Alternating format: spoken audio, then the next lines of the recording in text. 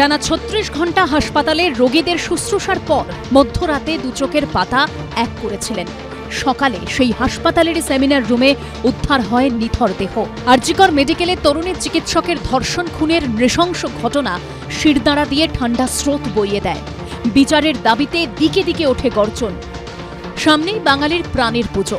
উৎসবের আবহেও যাতে প্রতিবাদের স্বর স্তিমিত না হয়, তাই এবার বালিগঞ্জ ৭১ পল্লীর মণ্ডপের কেন্দ্রবিন্দুতে সেই অভিশপ্ত দিন ৯ অগাস্ট। ২২শে শ্রাবণ বরাবরই বাঙালির ক্যালেন্ডারে একটা দুঃখের দিন, আর তাতেই এবছর যুক্ত হয়েছে ২৪শে শ্রাবণ, ইংরাজিতে ৯ অগস্ট, যেদিন আরজিকরে তরুণী চিকিৎসকের দেহ পাওয়া গিয়েছিল।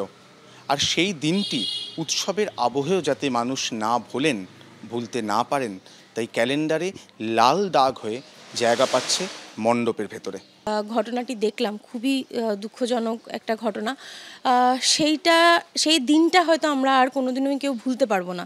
সেই দিনটা আমাদের কাছে সবসময় একটা লাল দাগেই থাকবে, এবং সেটাই আমরা এখানে রেখেছি যে একটা খুব দুঃখের দিন আমাদের কাছে, এবং সেই দিনটা আমরা ওইভাবেই মনে রাখবো আর কি।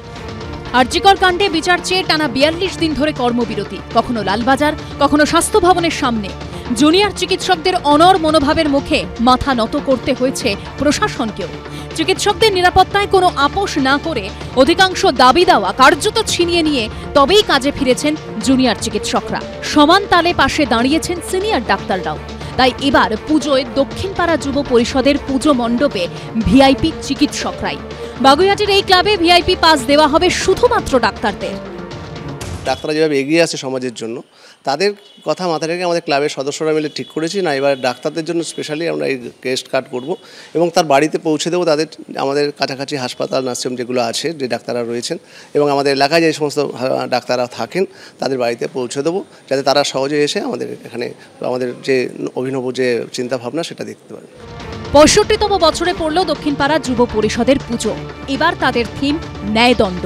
অরিত্রিক ভট্টাচার্যর রিপোর্ট, এবিপি আনন্দ।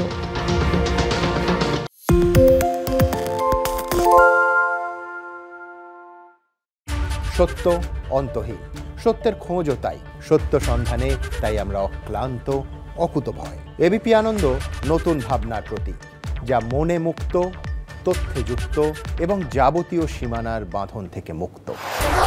সীমা না শব্দটির মধ্যে লুকিয়ে আছে মানা শব্দটি, যেন চোখ রাঙানি এক অদৃশ্য বেড়াজাল, যা আটকে রাখে আমাদের এক ছোট্ট গণ্ডির মধ্যে। একমাত্র সঠিক খবরই গড়ে তুলবে এক মুক্ত সমাজ।